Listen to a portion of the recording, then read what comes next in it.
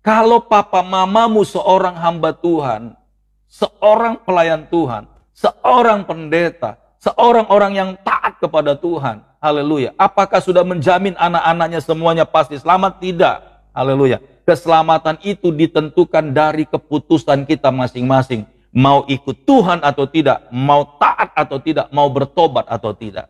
Jadi kalau orang tuamu adalah hamba Tuhan, hidupmu belum menjadi jaminan untuk masuk surga, saudaraku.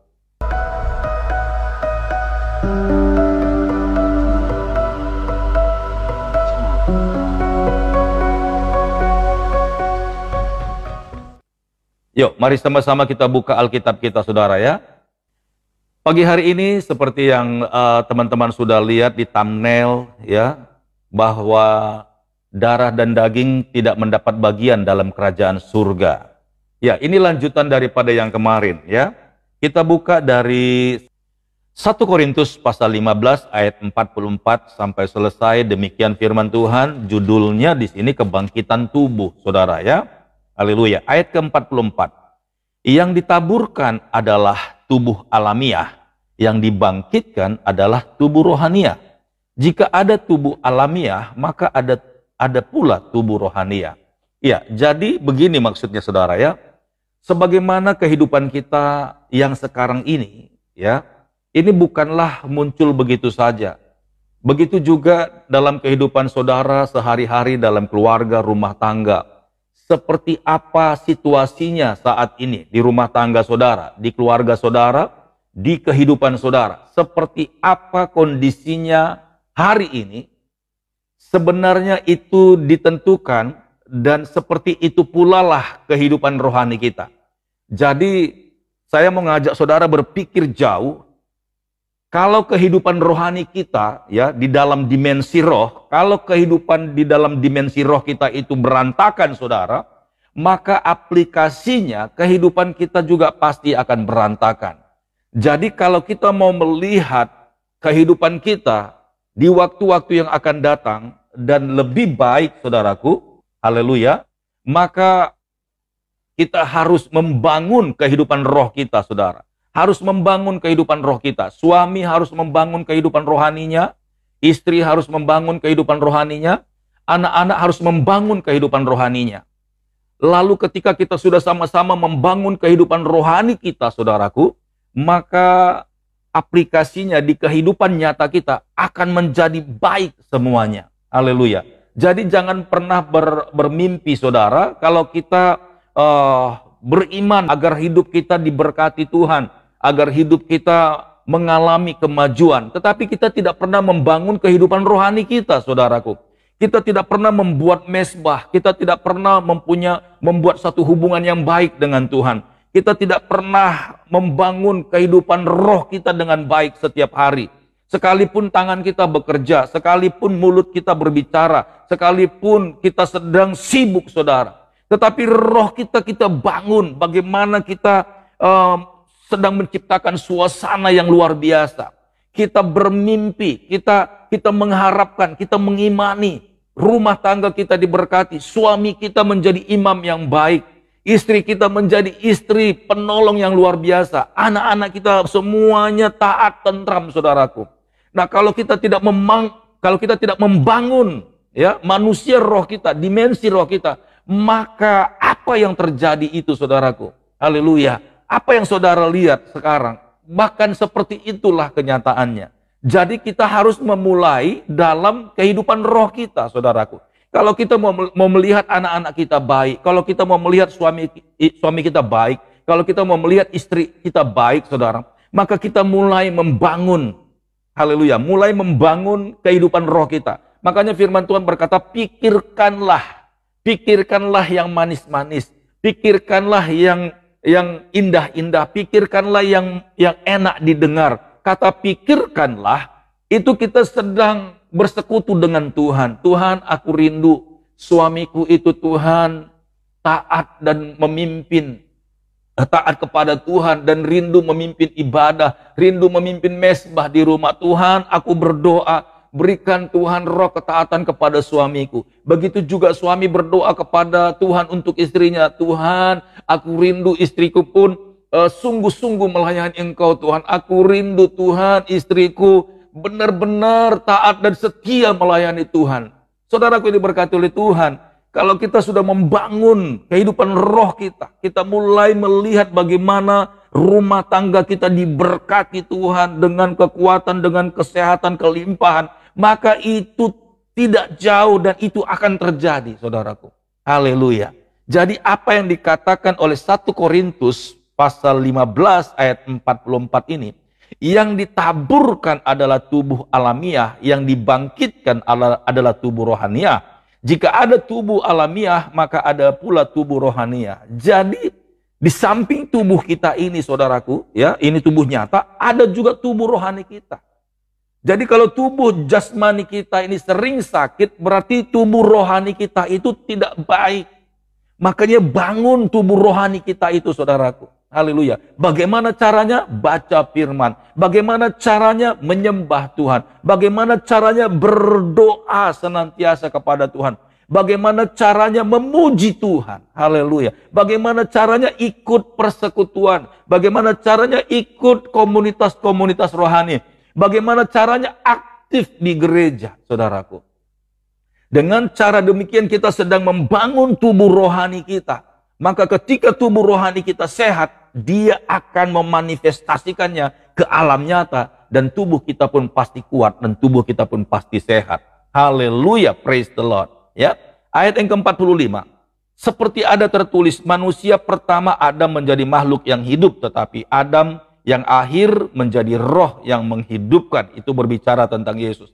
Tetapi yang mula-mula datang bukanlah yang rohaniah, tetapi yang alamiah. Kemudian barulah datang rohaniah. Tetapi yang mula-mula datang bukanlah yang rohaniah, tetapi yang alamiah. Itu berbicara Adam, kemudian barulah datang yang rohaniah. Berbicara tentang Yesus dan Roh Kudus. Manusia pertama berasal dari debu tanah dan bersifat jasmani manusia. Kedua berasal dari surga. Makhluk-makhluk alamiah sama dengan dia yang berasal dari debu tanah. Dan makhluk-makhluk surgawi sama dengan dia yang berasal dari surga. Sama seperti kita telah memakai rupa dari yang alamiah, demikianlah pula kita akan memakai rupa dari yang surgawi. Ayat 50. Saudara-saudara, inilah yang hendak kukatakan kepadamu, yaitu bahwa daging dan darah tidak mendapat bagian dalam kerajaan Allah, dan bahwa yang binasa tidak mendapat bagian dalam apa yang tidak binasa. Nah, saudaraku, dikatakan di sini ya, di ayat yang ke-50 ini, saudara-saudara, inilah yang hendak kukatakan kepadamu, yaitu bahwa daging dan darah tidak mendapat bagian dalam kerajaan Allah, dan bahwa yang binasa tidak mendapat bagian dalam apa yang tidak binasa. Saudara, daging dan darah, ya, ini daging tubuh kita, ya. Memang pada dasarnya ini pasti akan dibinasakan, saudara. Tetapi orang-orang yang benar, orang-orang yang kudus, nanti ketika waktunya tiba, saudara, tubuh kita ini akan diubahkan menjadi tubuh rohaniah. Karena kita sudah membangun dan kita sudah selalu bersekutu dengan Tuhan, maka kita akan masuk ke dalam tubuh kemuliaan itu. Tetapi ada sesuatu rahasia yang dalam di sini. Saudara-saudara, inilah yang hendak kukatakan kepadamu, yaitu bahwa daging dan darah tidak mendapat bagian dalam kerajaan Allah. Daging dan darah, saudaraku. Ya, daging ini berbicara tentang tubuh, berbicara tentang hubungan saudara. Jadi kalau saudara seperti pengajaran yang kemarin, kalau saudara sudah ditentukan Allah untuk menjadi umatnya, saudaraku, haleluya. Jangan saudara pikir bahwa orang-orang lain di dalam keluarga saudara termasuk kakak beradik juga akan dapat bagian yang sama. Tidak, saudaraku. Hanya saja ketika mereka melihat bahwa jikalau ada satu orang yang percaya, satu orang yang bertobat, maka mereka harus mengikuti teladannya. Haleluya. Dengan pelayanan, dengan doa, dengan yang namanya kasih. Karena satu orang ini, seperti firman Tuhan berkata, maka seisi keluarganya akan diselamatkan. Itu tidak serta-merta otomatis, saudaraku. Tentu harus ada yang namanya pertobatan. Jadi karena satu orang ini sudah muncul di dalam keluarga saudara, maka yang lain harus melihat keselamatan itu. Tetapi itu bukan berarti kalau satu orang diselamatkan, maka sudah pasti secara otomatis orang-orang yang di sekitar rumah saudara akan diselamatkan. Tidak, saudaraku. Kalau mereka tetap tidak bertobat, tidak akan ada keselamatan itu. Nah, kemudian kemarin Pastor Daud sempat singgung, saudara, bahwa ketika Allah menciptakan kita, haleluya, ya, seperti Alkitab berkata, sebelum dunia dijadikan, Allah telah menenun kita, mendesain kita di rahim ibu kita sebelum dunia dijadikan. Jadi antara saudara dengan kakak beradik yang lain itu belum tentu di waktu yang sama, saudaraku. Belum tentu. Bahkan fungsi-fungsinya pun belum tentu sama. Jadi kalau saudara sedang terpanggil di akhir zaman ini dari antara saudara-saudara yang lain, maka saudara adalah sudah dikhususkan sama Tuhan. Jadi saudaraku, ya, kalau ada saudara-saudara dan keluarga yang lain tetap tidak mau percaya kepada iman yang saudara yakini kepada Yesus, Tuhan yang saudara sembah, maka jangan saudara kecil hati, karena memang di dalam tangan Tuhan, saudara itu sudah ditentukan berbeda dengan yang lain. Haleluya. Tetapi puji Tuhan, kalau saudara sudah bertobat, saudara percaya Tuhan Yesus, lalu saudara-saudara yang lain dari keluarga yang lain atau di dalam keluarga saudara, mereka ikut dan percaya, itu artinya saudara, keselamatan itu telah turun atas rumah tangga dan keluarga saudara. Jadi tetaplah kerjakan keselamatanmu, saudaraku. Jangan berhenti. Haleluya. Dan dikatakan di sini, ya, sekali lagi saya bahas, saudara-saudara, inilah yang hendak kukatakan kepadamu, yaitu bahwa daging dan darah tidak mendapat bagian dalam kerajaan Allah. Jadi banyak orang berpikir salah, saudaraku. Kalau papa mamanya pendeta, otomatis anak-anaknya sudah selamat begitu? Tidak, saudara. Kalau opa omanya hamba Tuhan dulu, haleluya, apakah papa mamamu sudah pasti selamat? Tidak. Keselamatan itu harus masing-masing kita, saudara. Harus keputusan kita, mau terima Yesus atau tidak, mau hidup bertobat atau tidak. Jadi keturunan, ya, garis keturunan, hubungan saudara itu adalah darah, ya, daging dan darah itu berbicara tentang hubungan saudara. Jadi hukum hubungan saudara itu tidak berlaku dalam kerajaan surga. Sekali lagi, hukum hubungan saudara tidak berlaku dalam kerajaan surga. Sekali lagi Pastor Daud ulangi, ya.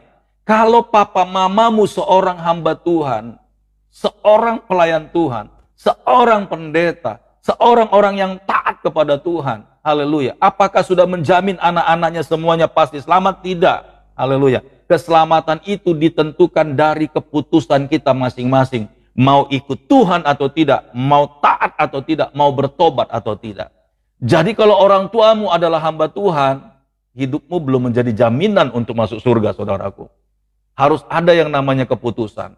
Haleluya. Jadi apa yang dikatakan di ayat 50 ini benar, saudara. Ya, yaitu bahwa daging dan darah tidak mendapat bagian dalam kerajaan Allah, dan bahwa yang binasa tidak mendapat bagian dalam apa yang tidak binasa. Haleluya. Jadi jangan mau masuk ke dalam bagian yang akan binasa, saudara. Tetapi masuklah, terimalah keselamatan itu.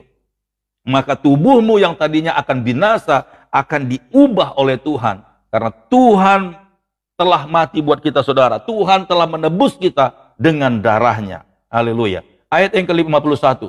Sesungguhnya aku menyatakan kepadamu suatu rahasia, kita tidak akan mati semuanya, tetapi kita semuanya akan diubah. Nah, ini dia, saudaraku, ya. Jadi ketika nanti Tuhan Yesus menyatakan kemuliaannya, maka tubuh yang panah ini, tubuh yang terdiri dari daging ini, saudara, karena kita telah hidup dalam kebenaran, kita percaya kepada Tuhan Yesus, kita menyembah Dia, kita hidup benar, kita hidup kudus, haleluya, dalam iman kita, maka tubuh yang panah ini secara spontan, saudaraku, secara otomatis akan diubah sama Tuhan menjadi tubuh rohania untuk menyambut kedatangan Tuhan Yesus. Haleluya.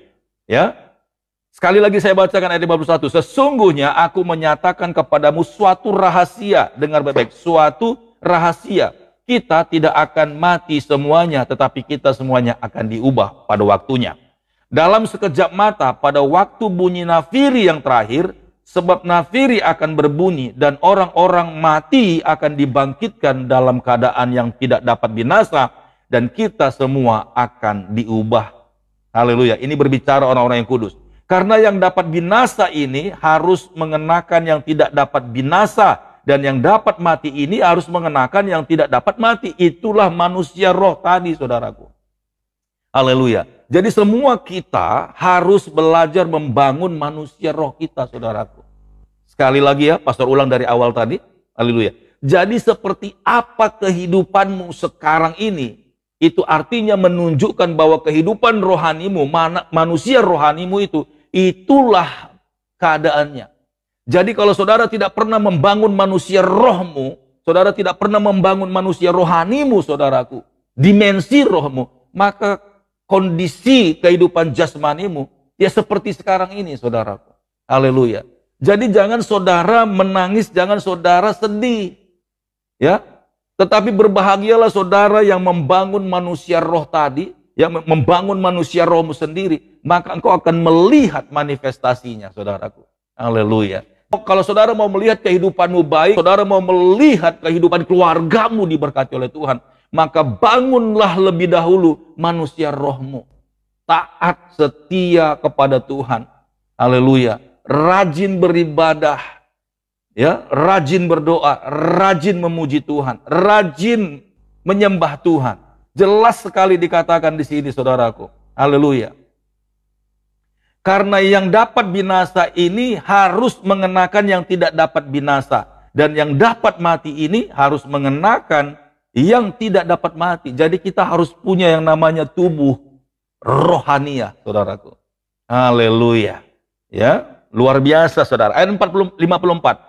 Dan sesudah yang dapat binasa ini mengenakan yang tidak dapat binasa, dan yang dapat mati ini mengenakan yang tidak dapat mati, maka akan genaplah firman Tuhan yang tertulis, maut telah ditelan dalam kemenangan.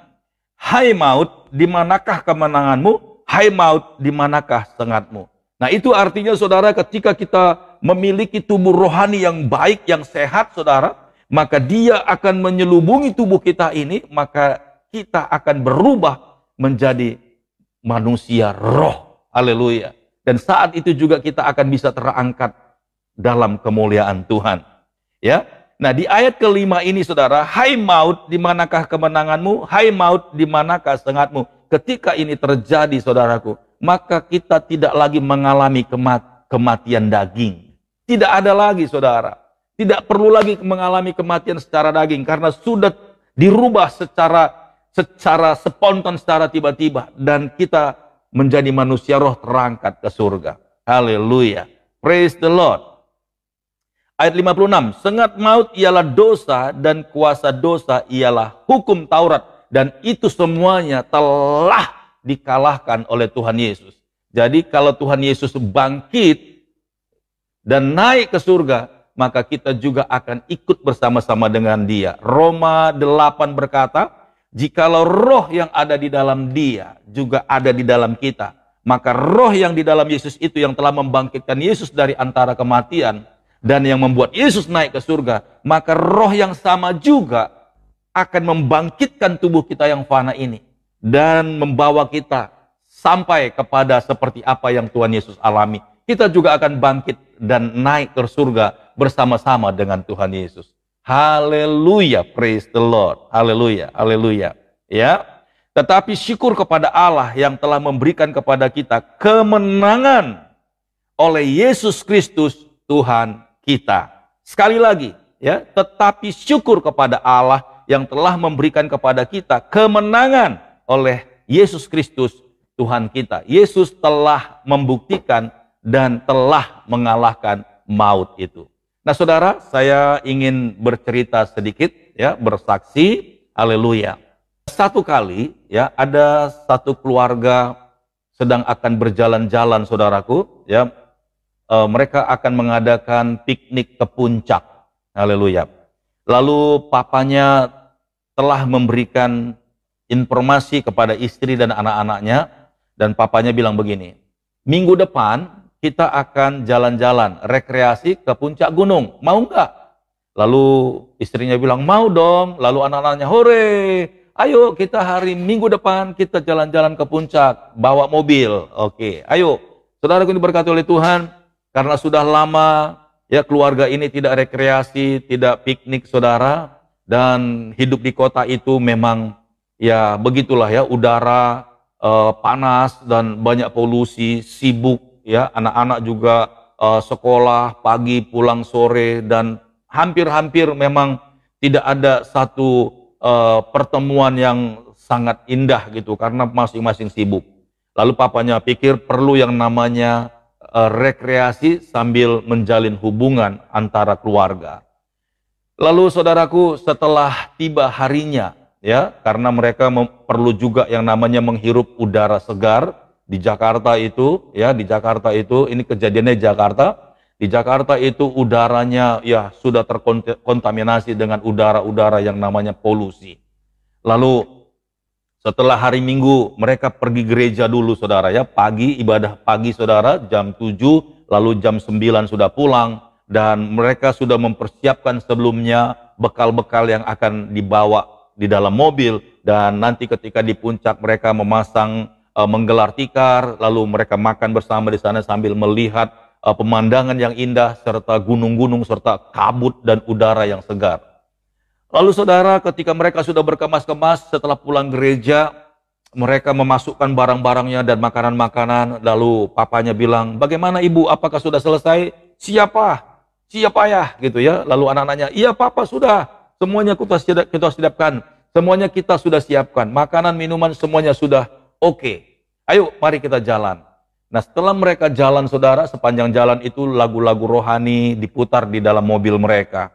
Lalu berjalan, kurang lebih 1,5 jam mereka sudah mulai tiba di bawah kaki gunung saudara, ya di bawah puncak itu. Dan mulailah mereka naik perlahan-lahan, terus mulai berkelok-kelok saudara, jalan tanjakan. Tetap mereka bersuka cita, mereka berfellowship saudara, mereka memuji-muji Tuhan di dalam mobil itu. Nah, setibanya di tengah-tengah gunung, saudara, dan di sana banyak sekali kebun teh, dan di tengah-tengah puncak itu sudah terasa yang namanya hawa dingin. Dan rata-rata, saudara, ketika orang di puncak gunung ini, ya mereka selalu membuka kaca mobil, saudara. Ya, untuk apa? Karena buat apa kita ke gunung? Udara sudah sejuk, kabut bahkan kabut gunung itu masuk ke dalam mobil. Ya, lalu si papanya ini membuka kaca mobil semuanya. Yuk kita buka kaca ya, kita hirup udara yang segar dari gunung. Oke, gitu ya. Lalu semuanya membuka kaca, lalu diturunkan. Itu spontan angin kencang masuk ke dalam mobil itu, lalu mereka teriak, wih anginnya segar sekali. Aduh, ini tidak ada di Jakarta karena di Jakarta hawa panas. Waduh, puji Tuhan, mereka menikmati waktu yang begitu singkat itu, saudara. Sambil mobil perlahan-lahan berjalan karena tanjakan, mereka menghirup udara yang segar. Sesekali ada kabut lewat dan masuk ke dalam mobilnya. Mereka sangat menikmati. Saudaraku yang diberkati oleh Tuhan, tiba-tiba saudara, ketika mobil sedikit agak rame dan mobil mereka juga mulai berjalan perlahan, ada serangga kecil masuk ke dalam mobil itu. Tiba-tiba serangga itu mulai terbang di atas kepala mereka di dalam mobil itu, saudara. Lalu papanya itu menutup kaca. Kemudian istrinya bilang, kenapa papa tutup kaca? Buka saja, buka saja. Saudaraku, serangga itu adalah lebah kecil. Itu mamanya langsung tunduk kepalanya. Istri daripada bapak ini tunduk kepalanya. Papa cepat buka kaca mobilnya. Biarkan dia keluar. Gitu ya. Namun papanya sengaja, saudara, untuk membiarkan kaca itu tertutup. Lalu anaknya teriak, papa, kami takut, papa, kami takut. Papa buka kacanya. Lalu sambil mereka menunduk di bawah di bawah kursi mereka, saudara, itu papanya perlahan-lahan memperhatikan jalan. Itu lebah terbang-terbang di atas kepala mereka. Papa tolong, cepat, sampai istrinya bangun lalu dia pukul tangan suaminya. Papa ini bagaimana sih, anak-anak sudah takut, anak-anak sudah teriak-teriak, kaca mobil nggak dibuka, ini serangga terbang-terbang di atas kepala kita, kalau nanti kita dientup sama tahun ini, Itu bisa bengkak tahu itu akhirnya suasana di dalam mobil itu seperti panas gitu ya. Udah mulai marah istrinya, anaknya juga sudah mulai tepuk-tepuk punggung papanya dengan tangan. Papa tolong, itu lebahnya masih terbang di atas kepala. Tolong buka pintunya. Papanya masih tidak bergeming, saudara. Tetap berjalan perlahan, saudaraku. Haleluya. Itu mobilnya kebetulan lagi rame di atas, di tengah-tengah gunung itu. Haleluya. Itu lebahnya terbang terus gitu loh. Mereka sambil tunduk. Tapi papanya menunggu kesempatan yang paling baik. Ketika papanya memegang setir, itu lebah itu lewat di depannya. Papanya langsung tangkap begitu, saudara. Dia tangkap, haleluya, sambil memegang setir. Yang satunya ini sudah memegang lebah itu, saudara. Ya, yang satunya pegang setir, yang satunya sambil begini, saudara. Haleluya. Lalu papanya bilang begini, sudah bangun, lebahnya sudah nggak ada. Tapi kan papa belum buka kaca, buka dong biar lebahnya. Udah nggak ada, sudah nggak ada. Tuh lihat, mana, udah nggak kedengaran suaranya kan. Lalu istrinya mulai mendengar suara sayap lebah tadi, udah nggak ada, saudara. Apalagi di dalam satu mobil itu kan kedengaran kencang ya. Lalat aja kalau terbang, lalat aja itu sudah terlihat, apalagi lebah gitu ya kan, dia suka di samping-samping telinga begitu. Lalu istrinya sudah mendengar nggak ada, sudah sepi, saudara, sudah sepi. Mana dia, Pak? Mana? Udah terbang. Ah, bohong. Tadi kan kaca nggak dibuka. Udah nggak ada. Mana? Tuh lihat, udah nggak ada kan?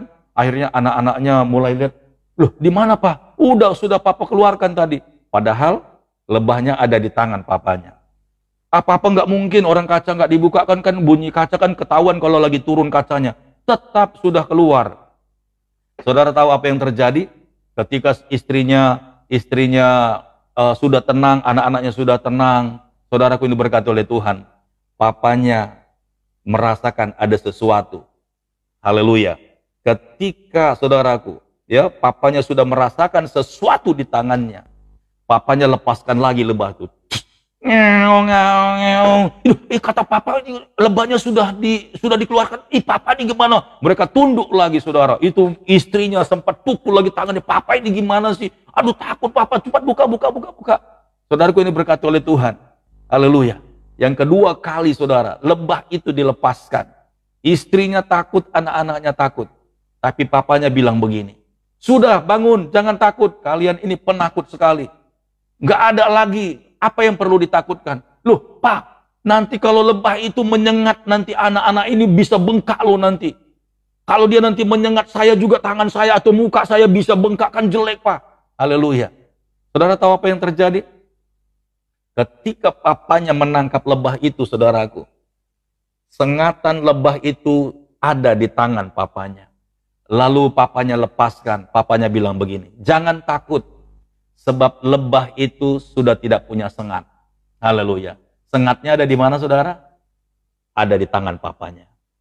Sengatnya sudah ada di tangan papa. Nih, lihat. Jadi dia tidak akan berbahaya buat kamu. Haleluya. Praise the Lord. Saudaraku yang diberkati oleh Tuhan. Bukankah sengat maut itu sudah ada di tangan Tuhan Yesus dengan menunjukkan ada lubang paku di tangannya? Itu sebabnya Yesus berkata, hai maut, di manakah sengatmu?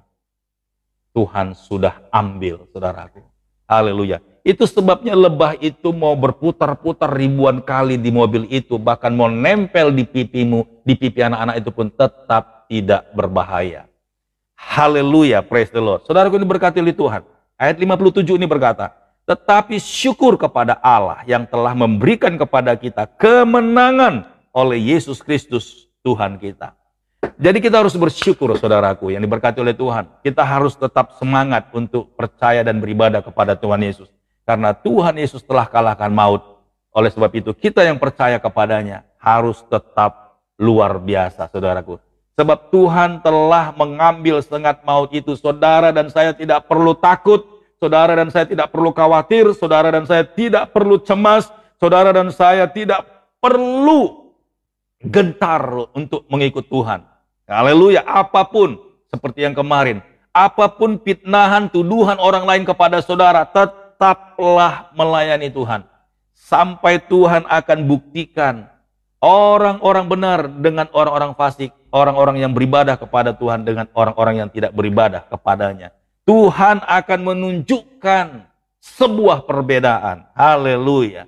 Saudara dan saya yang percaya kepada Tuhan Yesus, yang telah menerima kemenangan itu, saudara, maka kita harus melayani Tuhan. Kita harus menjadi saksi bagi dunia, bagi keluarga kita, saudara. Karena itu, ayat 58, karena itu saudara-saudaraku yang kekasih, berdirilah teguh, jangan goyah, dan giatlah selalu di dalam pekerjaan Tuhan. Sebab kamu tahu bahwa dalam persekutuan dengan Tuhan, jerih payahmu tidak sia-sia. Haleluya. Jadi saudaraku ini berkati oleh Tuhan, tetap semangat melayani Tuhan, tetap sukacita, haleluya, apapun yang terjadi. Haleluya, ya, seperti lagu, apapun yang terjadi dalam hidupku ini, tak pernah kuragukan kasih-Mu Tuhan. Lewat gunung yang tinggi, dalam lembah yang curang, tak pernah kuragukan janji-Mu Tuhan. Haleluya. Saudaraku yang diberkati oleh Tuhan, ya, jelas sekali saudara, kalau kita ingin melihat kehidupan kita diberkati Tuhan, mari sama-sama kita melayani Tuhan. Haleluya. Mari sama-sama kita melakukan apa yang Tuhan inginkan. Tetap berdiri teguh, jangan goyah, dan giatlah selalu dalam pekerjaan Tuhan. Karena ketika hanya di dalam melayani Tuhanlah, haleluya, kita sedang membangun kehidupan rohani kita. Nanti keluarga kita, suami-suami kita akan melihat, saudaraku. Anak-anak kita akan merasakan, keluarga besar kita, bersaudara, kakak, beradik, semuanya mereka akan melihat bahwa benarlah saudara ini adalah orang-orang yang taat dan beribadah kepada Tuhan. Praise the Lord, haleluya. Sampai di sini renungan pagi, ya, renungan firman Tuhan pada pagi hari ini. Kiranya apa yang saudara dengar, itu semuanya jadi berkat buat kita semuanya. Terpujilah Tuhan Yesus, Bapa kita yang baik. Berbahagialah saudara yang telah membangun kehidupan rohani saudara, karena saudara akan melihat berkat-berkatnya. Haleluya, praise the Lord.